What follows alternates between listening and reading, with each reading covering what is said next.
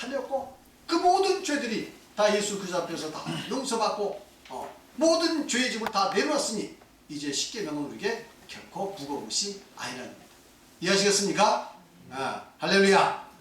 그래서 우리가 이 십계명을 우리 이 십계명과 속죄 제사의 이 진리를 아는 사람들이야말로 십계명을 굳게 세우면서도 양심의 이 고통에 시달리지 않고 또 이렇게 무거운 이 도덕적 의무에 이렇게 그 의무감에 짓눌리지 않고 진정으로 우리는 자유와 평안을 누릴 수 있고, 그래서 이 계명은 무거운 것이 아니라 정말 가벼운 것이고 오히려 예수 그리스도 앞에 나아가게 하는 은혜로 누리게 하는 참으로 복된 그런 계명이 될 수 있을 줄 믿습니다.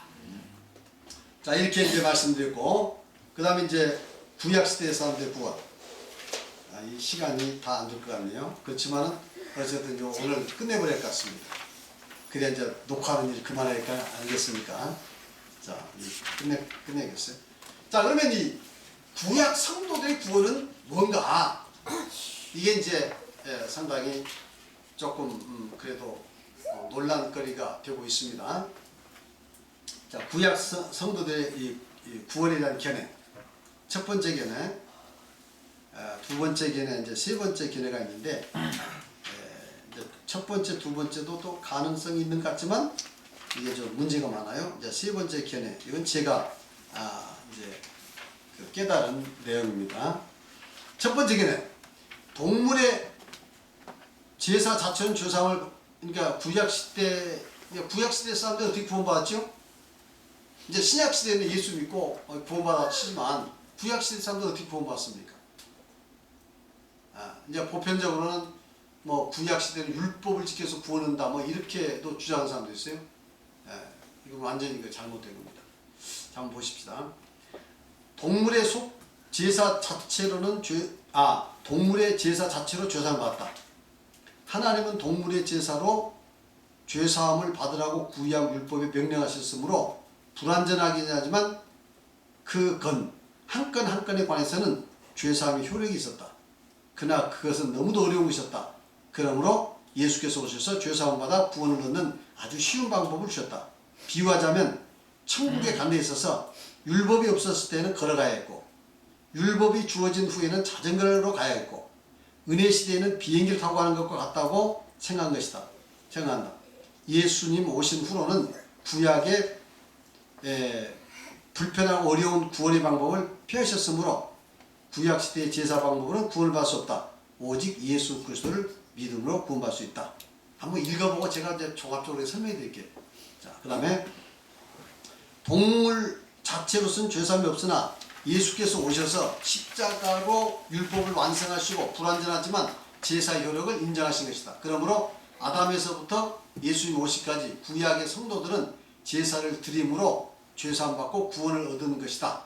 그러나 예수님 오신 후로는 구약 율법의 규례들을 다 펴셨으므로 오직 예수 그리스도를 믿음으로 밖에는 구원할 수가 없다. 자, 우선 여기까지. 그리고 한 줄 제가 보십시오. 동물의 속죄 제사로서는 어떠한 죄사함 효력이 없다. 십계명이나 동물의 속죄 제사는 이것을 지킴으로 인간이 일하는 것으로는 구원을 받을 수 없다는 것을 깨닫게 하여 하나님의 죄사함의 은혜를 바라보도록 하기 위한 것이다. 따라서 율법을 지키기 위해서 노력했던 사람이 율법으로 구원받을 수 없음을 인정하고 하나님의 은혜를 바라보았을 때 하나님께서 미리 죄사함과 의롭다함을 주셨다. 그리고 예수님께서 십자가로 구원을 이루셔서 그들의 믿음을 인정하시고 구원을 허락하신 것이다. 이렇게. 그러면 이 내용을 조금 그림을 가지고 제가 설명하겠습니다. 좀 보셔야 돼요.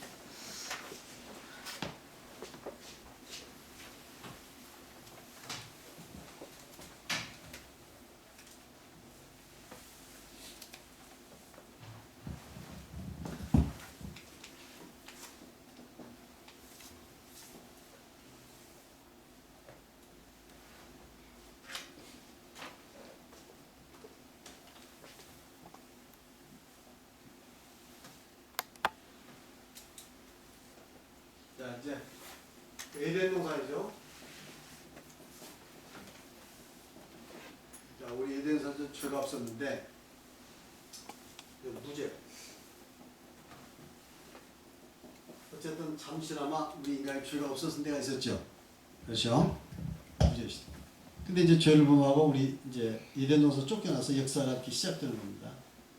사실상 이 에덴 동산 안에서는 뭐 거의 뭐랄까요, 거의 죽음이 없는 곳이니까 뭐 시간이 흐름이 멈췄다고 볼 수도 있죠.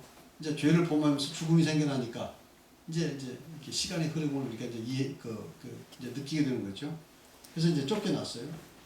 그래가지고 이제 하나님께서 모세에게 뭘 줬습니까? 십계명을 줬죠. 십계명. 그리고 이제 예수 그리스도께서 오셨고, 그래서 일반적으로 이렇게 이때를 뭐라고 이야기합니까? 십계명 받기까지는 이때는 저기 하나님께서 어떤 법을 주지 않았어요. 그냥 양심으로 죄를 깨달아서 이제 스스로 선을 행해서 구원을 얻어야 하는 의무 안에 있을 때예요. 그래서 일반적으로 양심 시대라. 그 다음에 이제 양심 시대를 지나면서 우리 인간이 선악과를 따먹고 이제 선악을 분별할 수 있었으니까 양심이 개발됐죠. 양심 활동을 하게 됐죠. 근데 이제 완벽하게 선을 행해서 구원할 수 있었나요? 자기 구원을 지키고 구원을 할 수 있었나요? 없었죠. 실패. 양심씨는 실패했죠. 그 다음에 이제 하나님께서 그래서 양심이 완전히 왜곡돼가지고 뭐가 죄인지를 이제 깨닫지 못한 상태로 떨어져 버렸어요. 뭐 노아의 홍수라든가 소돔과 고모라든가 보면 우리가 알 수 있잖아요. 우리 인간이 그냥 법을 주지 않고 네 양심대로 살아버렸더니 인간에게 필요한 도덕은 이제 있습니다. 자연법에 의해서 생겨나요. 왜냐하면 남에게 고통을 주지 않고 내가 고통받지 않는 그런 이런 가장 기본적인 이런 것이 이제 원칙이 돼가지고 거기서 법이 생겨납니다. 그렇죠? 그래서 어떤 사회를 유지하기 위한 도덕과 법은 생겨나지만 그러나 근본적으로 양심은 점점 타락해가지고 양심은 완전히 이제 원래는 선악과를 따먹고 양심을 개발해서 이제 내가 선을 행해가지고 자기 구원을 지켜야 하는데 또 구원을 완성해야 하는데 이제 결국은 타락하게 된 거죠. 그래서 하나님께서 다시 천하 만민 중에 가장 뛰어난 아브라함과 그 후손을 택해가지고 다시 십계명을 주시고 이제 완벽한 율법을 주셔서 이걸 다 지켜서 행해봐라 하고 이제는 다시 시험 기간을 허락하신 겁니다. 이게 율법 시대. 그래서 율법 시대 양심 시대가 약 2400년 정도 되고 2500년 정도 되고 여기 약입니다. 약. 예수님 오시까지 이때가 약 율법 시대라고. 몇 년이죠? 약 1500년. 약. 그래서 이제 십계명과 모세율법을 줘가지고 한번 열심히 지켜봐라. 근데 이스라엘 백성이 이때 성공했나요? 실패했나요? 이때도 실패했습니다. 한 사람도 율법을 지켜서 구원 못 받았어요. 한 사람도 양심으로 구원받은 사람도 없었고 한 사람도 율법을 지켜서 구원받은 사람 하나도 없었어요. 그렇죠? 그러니까 이제는 인간의 행위로 요게 전부 뭐죠? 양심이나 율법이나 인간의 행위죠. 이건 전부 뭡니까 이거? 인간의 행위잖아요. 행위는 절대 행위로 구원 못 받고 결국 타락할 수밖에 없었죠. 다 우리 인간 행위를 위해서 다 타락할 수밖에 없어요. 행위로. 그렇잖아요. 그래서 인간의 행위로는 도저히 구원받을 수 없다는 것이 역사적으로 약 몇 년? 4000년. 양심시대 2500년, 율법시대 1000년 동안 확인시켰던 다음에 봐봐라. 이제는 인간의 행위로서는 도저히 구원받을 수 없지 않느냐. 인간의 어떤 종교적 노력으로는 도저히 구원받을 수 없지 않느냐. 하는 것을 다 역사 속에 보여주시고 이제는 하나님께서 때가 되니까 이제 하나님의 그 비밀, 에덴 동산의 완전한 은혜죠. 그 은혜로 구원받는 길을 열어주시기 십자가. 그래서 이 은혜는 바로 죄를 해결해서 죄의 문제를 해결해서 하나님께서 은혜로 구원시켜주는 이런 데 길을 열어주시고 이것을 우리는 보통 뭐라고 합니까? 은혜 시대라고 그러죠. 네, 이렇게. 그래서 이제 오직 은혜로 이제 구원받는 거예요. 그 은혜는 이제 아까 이야기한 대로 첫째 관문이 예수님으로 칭죄받는 것이고, 이제 두 번째로 가장 중요한 것이 생명의 성령의 법. 이 죄와 사망에서 너를 해방했다고 했으니까 생명의 성령의 법이죠. 이 생명의 성령의 법은 뭐냐? 바로 십계명을 굳게 세우고 예수 그리스도의 십자가를, 이 십계명과 십자가를 통한 이 죄사함의 원리가 바로 이 생명의 성령의 법입니다. 이것을 통해서만이 이제는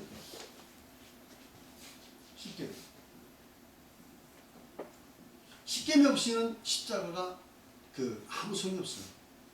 왜냐하면 죄를 깨닫지 못한 곳에는 십자가가 아무런 소용이 없어요. 죄를 깨닫는 곳에, 죄가 있는 곳에 바로 십계명의 능력이 있습니다. 십자가의 능력이 있습니다. 그렇죠? 십자가는 오직 죄를 해결하기 위해서 필요한 것이지 십자가가 다른 게 아닙니다. 그러면 죄를 깨닫다는 건 십계명. 그래서 이 은혜 시대는 바로 십계명을 절대 피할 수가 없어요. 근데 은혜 시대에서도 만일 행위로서 구원을 얻는다고 하면 여전히 우리 인간은 구원받을 수 없어요. 행위로서. 행위로 그렇지 않아요. 하나님의 뜻은 오직 은혜. 죄 용서. 죄 용서함을 바라볼 때만이 다 구원받을 수 있어요. 그래서 양심을 통해서 내가 얼마나 큰 죄인가를 깨닫고 내 양심대로 해봤더니 도저히 안 됩니다. 하나님께 내 죄를 용서해 줘야 구원 얻습니다. 라고 이렇게 구하는 사람. 하나님의 은혜를 구하는 사람. 율법을 지키려고 노력해봤더니 율법으로는 도저히 내가 구원받을 수 없습니다. 어떻게 율법으로 구원받을 수 있겠습니까? 그리고 하나님의 은혜밖에 없습니다. 라고 깨닫는 사람. 이제 은혜 시대는 밝히 이렇게 예수님께서 다 완성하시고 가르치시고, 그리고 제자들에게 알려주시고, 바울사도의 특별 계시를 통해서 다 깨닫게 해주시고, 이제 로마서, 갈라디아서, 히브리서 모든 것을 다 기록해 놓으시고, 이제는 오직 은혜로 구원하는, 그래서 이 오직 은혜를 통해서 구원하는 이 길을 밝히 보여주고 있어요. 근데 여기까지는 그 은혜가 뭐죠? 숨겨진 거예요. 은혜가 숨겨진 거예요. 여기까지 은혜가 숨겨진 거예요. 십자가 여기까지. 예수 그리스도를 통해서 비로소 은혜가 밝히 나타나고, 그 전까지 다 숨겨진 겁니다. 하나님 뜻은. 왜? 여기까지는 인간이 에덴 동산에서 자기 행위로서 선악과를 따먹고 눈이 밝아서 선악을 알게 돼서 자기 행위로, 자기 노력으로 이제는 선을 행해서 구원을 얻어야 하는 인간의 선택이었기 때문에, 그때까지는 이제는 하나님께서 숨겨둔 거예요. 오직 은혜의 진리를. 그리고 이때 나타났습니다. 아시겠습니까? 십자가를 통해서 나타나고 밝히 나타나. 그리고 이 십자가의 진리를 정확히 깨닫게 이 계시를 통해 이제 계시를 통해서 준 그 깨달음 받은 사람이 누구냐? 바로 바울사도입니다. 물론 12사도 있지만 바울사도 후에 깨달아서 12사도를 오히려 12사도를 깨우쳤죠. 그래서 바울사도다. 그래서 그러니까 구약시대는 뭐예요? 이제 구약시대 일반적으로 그 제사로서 구원 얻는다고 말하는 사람들. 하나님께서 제사로 지내라고 했잖아요. 죄를 범하면 제사를 지내라고 했잖아요. 그래서 죄 용서를 받으라고 했잖아요. 성경에 구절이 그렇게 나와 있으니 제사로서 구원받습니다. 이렇게 이제 주장하는 사람이 있는데, 그건 무엇인 말씀입니까? 그 모든 제사는 예수 그리스도에 관한 예표일 뿐이지, 그러니까 그 제사를 통해서 죄 용서 받으라 하는 말은 실제적으로 죄 용서 받는 말은 아니에요. 그건 예수 그리스도를 통해서 죄 용서 받으라는 하나의 예표입니다. 그리고 예수 그 제사를 통해서 이제 지내봤더니, 또 십계명을 지켜봤더니 도저히 내 큰 죄만 발견되지 그것으로 죄를 해결할 수 없다는 그런 깨달음이 옵니다. 양심적인 사람. 그런 사람은 구원받아요. 뭘로? 예수 그리스도 십자가의 은혜로 구원받습니다. 그것도. 그래서 다윗이라든가 아브라함이라든가 그 율법 아래 있는 사람들, 물론 아브라함은 율법 밖에 있는 사람이고 다윗은 율법 안에 있는 사람입니다만, 로마서 4장에 보면 두 인물에 대한 그 이야기가 나옵니다. 그래서 아브라함은 율법 밖에서 믿음으로 의롭게 됐고, 또 다윗은 율법 안에서 큰 죄를 짓지만 그가 죄 용서를 받아서 의롭게 됐지 않느냐. 그것이 무슨 행위냐. 그게 다 하나님 은혜지. 이제는 그 이야기가 로마서 4장에 잘 기록되어 있습니다. 그 이걸 보면 율법 안에서인지 율법 밖에서인지 뭐냐면 이 율법으로 혹은 양심으로 양심대로 살려고 노력해봤고 율법으로 살려고 노력해봤지만 도저히 이걸로서는 내 죄가 해결되지 않고 도저히 구원받을 수 없다. 그래서 하나님 은혜밖에 없습니다라고 그 은혜를 바라보는 소수의 사람들만이 구약시대에 구원을 받는 것이다. 이해하시겠습니까?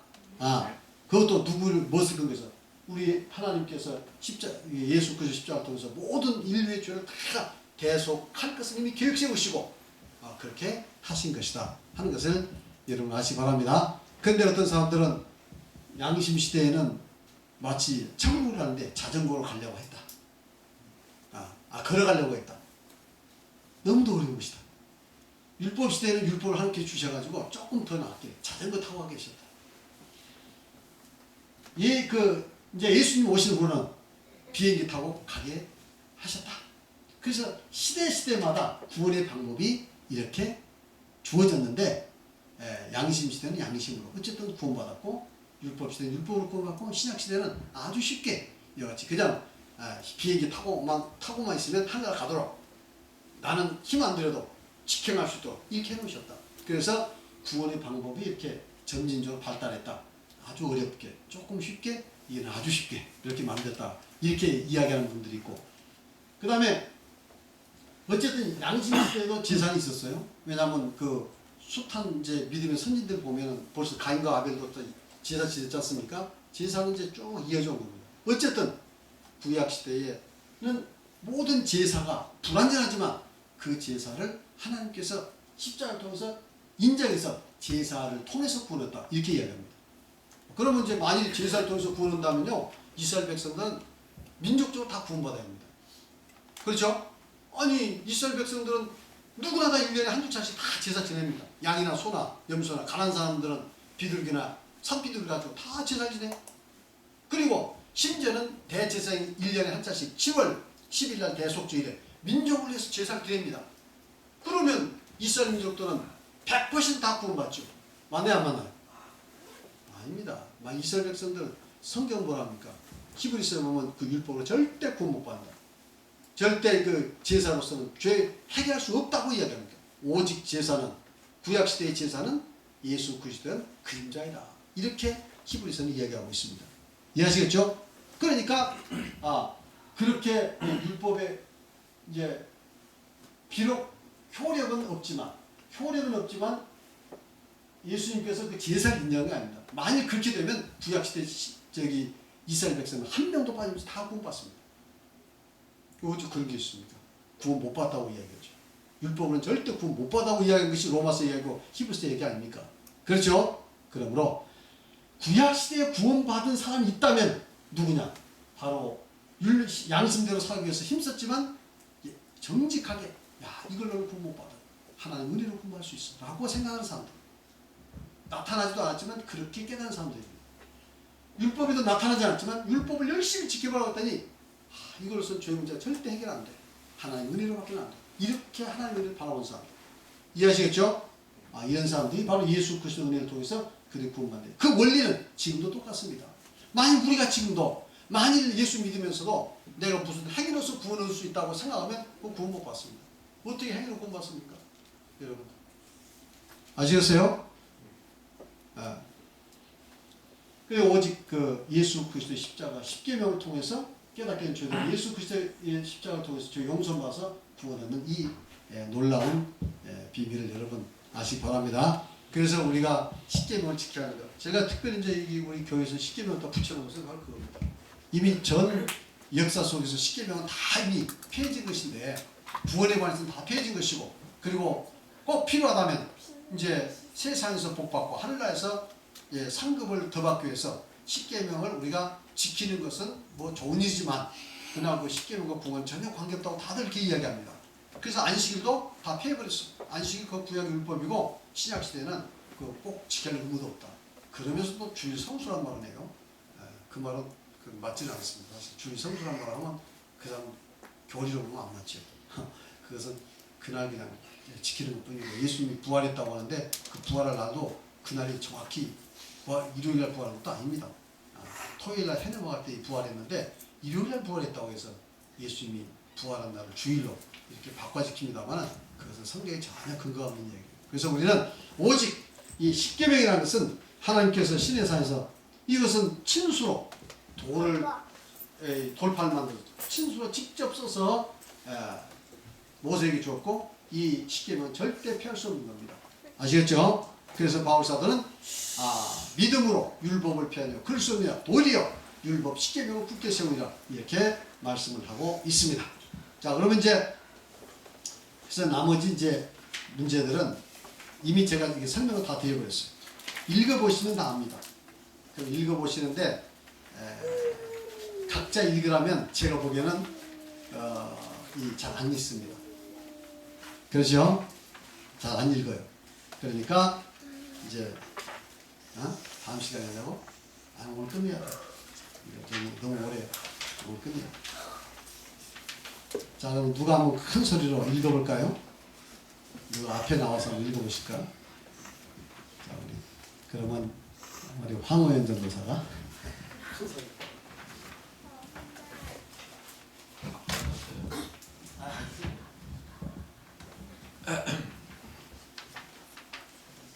손가락부터 한번 읽어봅시다. 112. 세 번째 견해. 손가락부터. 자, 한번 같이 보십시다. 어떤 해석을 취한다 하여도 예수 그리스도의 은혜로 구원을 얻는 문제를 부정하지 않는다는 입장에서는 모두가 가능한 해석이다. 그러나 하나님의 구원의 경륜과 예수 그리스도의 십자가 은혜를 바르게 이해하는 데 있어서는 첫째 견해와 두 번째 견해는 논리상 많은 문제를 갖게 되어 참된 은혜주의 신학을 정립하여 신도들에게 바른 믿음을 갖게 하기 어렵다는 단점이 있다. 그러나 본인은 세 번째의 견해가 가장 타당하다고 생각한다. 그 근거는 구원의 원리와 십계명과 속죄의 제사에서 이미 설명이 되었다. 그러나 여기서 요약하여 그 이유를 밝히겠다. 이 은혜로 구원받은 구약시대의 성도, 하나님을 사랑하며 양심적으로 십계명과 속죄 제사를 지키기 위해 힘쓴 사람들은 십계명의 행위로도 동물 속죄 제사를 통해서도 구원받을 수 없음을 알았다. 네, 그러니까 이 내용은요. 그러니까 일부 다윗은 희미하지만 이 은혜의 진리를 알았습니다. 이해하시겠습니까? 희미하지만 이 은혜의 진리를 알았어요. 그리고 직접 체험도 했고 큰 죄를 짓고 났을 때 당연히 제사를 드렸어야죠. 근데 진정으로 자백하고 회개하니까 이 나단 선지자가 가지고 여호와께서 하나님께서 당신을 용서했다고 선언하잖아요. 그렇죠? 그걸 통해서 다윗은 뭔가 많은 걸 깨달았습니다. 제사로도 이게 죄산 받는 게 아니구나. 그래서 시편 52편이라든가 근데 보면은 이제 그 참회시를 통해서 하나님께서 원하시는 그 제사는 상한 심령이라 통회하고 통회하는 심령을 멸시치 않는다고. 그 이제 그 참회시를 쓰지 않습니까? 거기 보면 잘 나와 있어요. 한번 읽어보세요. 시편 51장 16절 17절 주는 제사를 즐겨 아니하시나니 그렇지 않으면 내가 드렸을 것이라. 주는 번제를 기뻐 아니하시나이다. 하나님의 구하시는 제사는 상한 심령이라. 하나님이여 상하고 통회하는 마음을 주께서 멸시치 아니하시니. 요 다윗이 이제 바스바의 그 죄를 짓고 나서 통해 이제 나단 선지자 와가지고 그 죄를 질책했을 때 쓴 시죠. 그 다음에 주께서 나의 귀를 통하여 들리시기를 제사와 예물을 기뻐 아니하시며 번제와 속죄제를 요구치 아니하신다 하신지라. 네, 이것은 이제 그 시편 40편의 다윗이 그 심령적으로 깨닫는 거예요. 이게 하나님께서는 번제와 속죄를 요구하지 않으신다 하는 것을요. 그 다음에 하나님의 은혜로 밖에는 죄의 용서함을 받을 수 없음을 깨닫고 진정한 자백과 회개를 하며 하나님의 은혜만을 바라보았다. 하나님은 이렇게 율법을 지키기를 힘쓰면서 율법으로 구원받을 수 없음을 깨닫고 하나님의 은혜를 바라보는 자의 죄를 용서하시고 구원을 허락하셨다. 주는 제사를 즐겨 아니하시나니 그렇지 않으면 내가 드렸을 것이라. 제사를 즐겨 아니한다 이거죠. 그렇다면 내가 드렸을 것이라. 주는 번제를 기뻐 아니하시나이다. 하나님의 구하시는 제사는 상한 신령이라 하나님이여 상하고 통회하는 마음을 주께서 멸시치 아니하시리이다. 다윗이 나단에게 이르되 내가 여호와께 죄를 범하였노라 하매 나단이 다윗에게 대답하되 여호와께서도 당신의 죄를 사하셨나니 당신이 죽지 아니하려니와. 지금 다윗이 죄를 짓고 나서 그 죄를 은폐하려다가 다윗이 이제 나단이 선지자가 와가지고 그 죄를 낱낱이 지적하죠. 그러니까 바로 무릎 꿇고 자기 죄를 참여합니다. 통회를 해요. 그러니까 그러자 하나님께서는 나단 선지자를 통해서 다윗이 죄가 용서됐다고 선언을 한 겁니다. 그 용서받았다고. 이때 제사로 된 게 아니잖아요. 구약의 율법으로 따지면 제사를 지내야 하는데 제사로 된 게 아니에요. 그렇죠? 다윗은 여기서 크게 깨달은 겁니다. 그 다음에 시편 30편 1절 6절. 허물의 사함을 얻고 그 죄의 가리움을 받는 자는 복이 있도다. 마음에 간사가 없고 여호와께 정죄를 당치 않은 자는 복이 있도다. 내가 토설치 아니할 때에 종일 신음함으로 내 뼈가 쇠하였도다. 주의 손이 주야로 나를 누르시오니 내 진액이 화하여 여름 가물의 마름같이 되었나이다.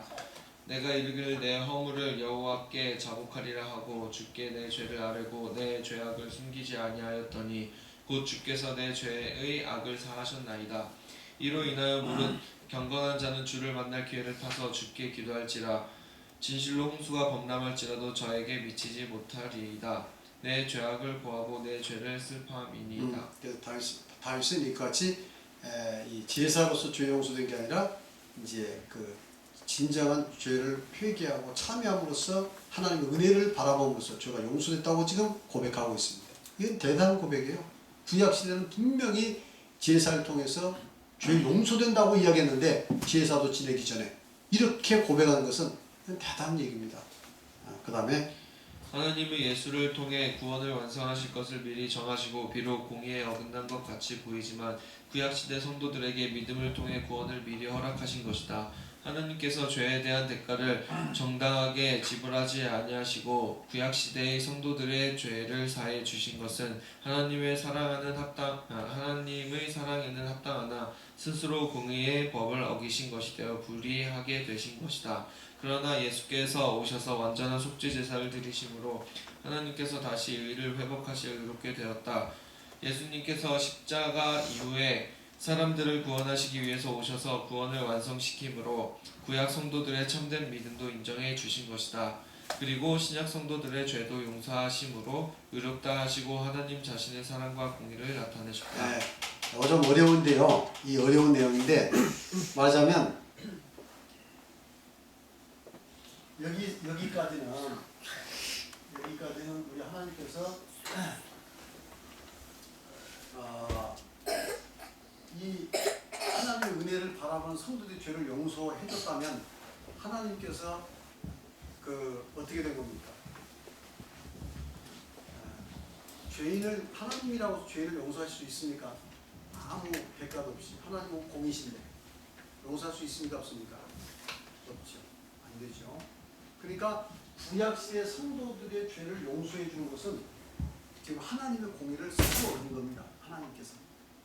이해하시겠죠? 그래서 구약시대의 죄가 하나님께서 다 용서했으니 그 죄가 다 누구한테 간 거예요? 하나님께 간 거죠. 하나님께. 그래서 하나님 불의하시는 겁니다. 구약시대에. 의로우신 하나님이 불의하시는 겁니다.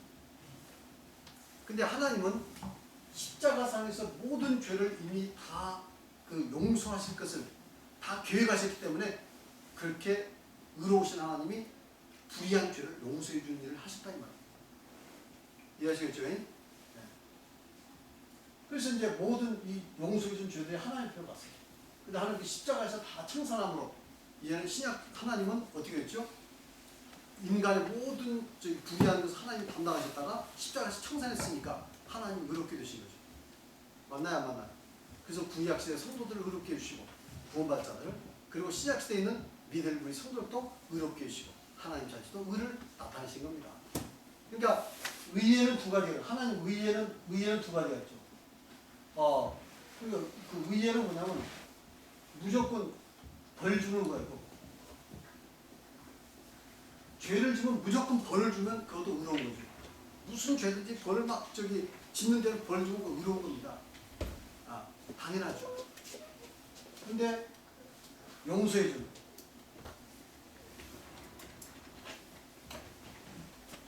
주는 의는 뭐가 있냐? 반드시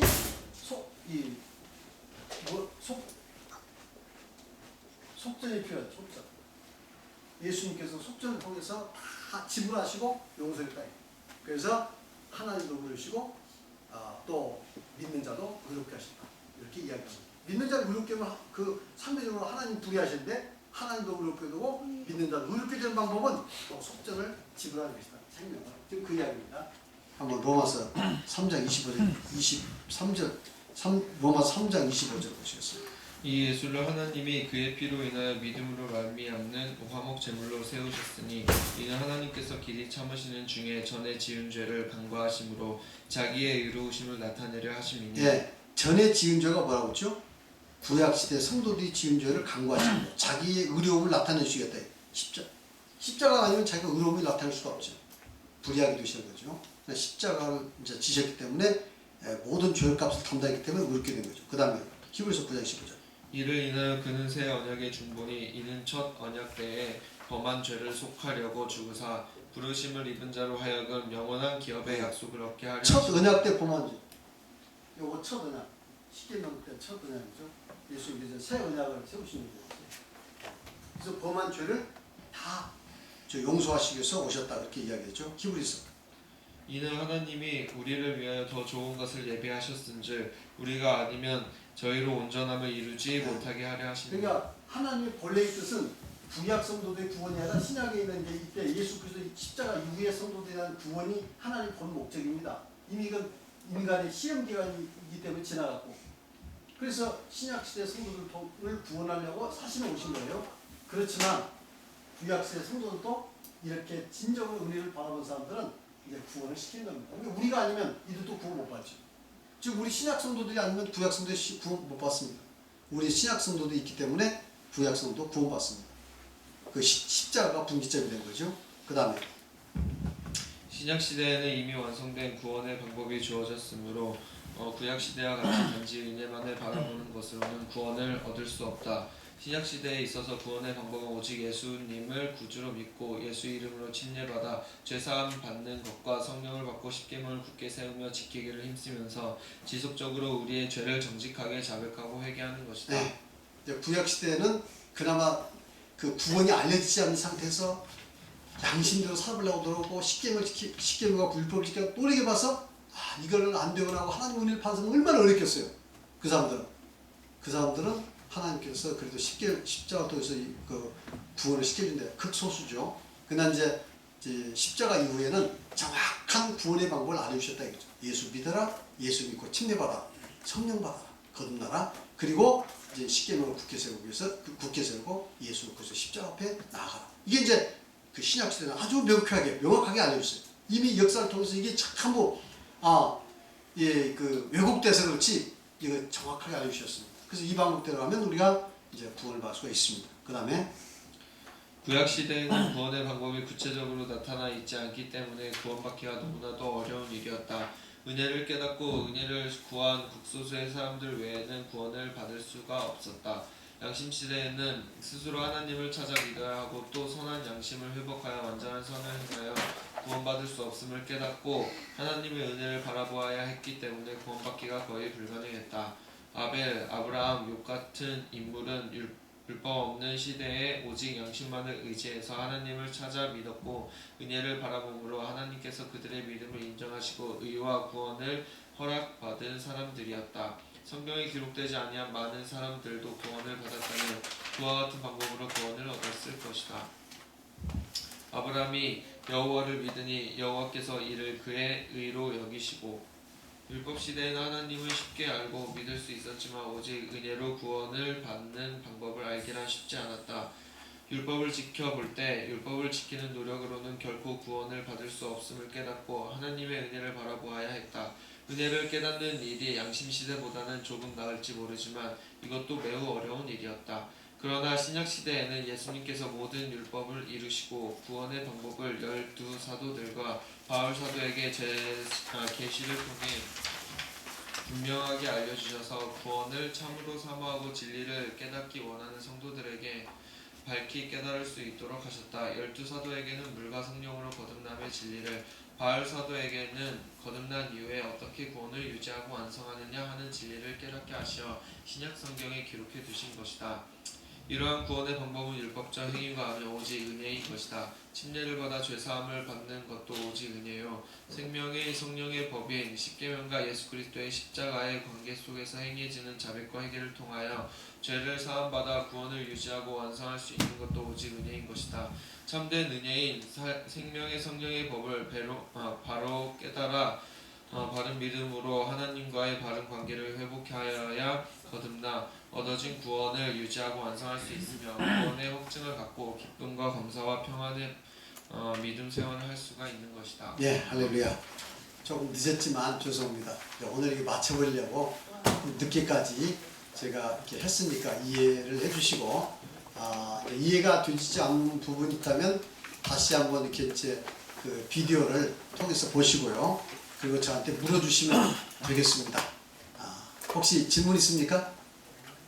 없어요? 빨리 끝내는 게 좋죠. 질문 있으면 더 느려지니까 묵도하시겠습니다. 자비로우신 아버지 하나님 감사합니다. 오늘 또 이 귀한 말씀으로 깨닫게 해주시니 감사합니다. 저희들의 이 구원이 오직 은혜로 구원받게 됨을 감사합니다. 오직 예수 그리스도의 십자가의 은혜로 저희들 구원받게 되니 감사합니다. 이 진리를 밝히 깨닫게 하시고 바른 은혜 가운데서 바른 십자가의 그 도리 안에서 저희들 모두가 다 구원을 얻는 우리 성도들 될 수 있도록 도와주시고 축복하여 주시옵소서. 그리고 하나님을 온전히 믿고 잘 성경으로 또한 이 세상에서도 함께 주신 놀라운 복된 삶을 누릴 수 있도록 축복하여 주시옵소서. 감사드리며 예수 그리스도의 이름으로 기도를 쌓옵나이다. 찬양 384.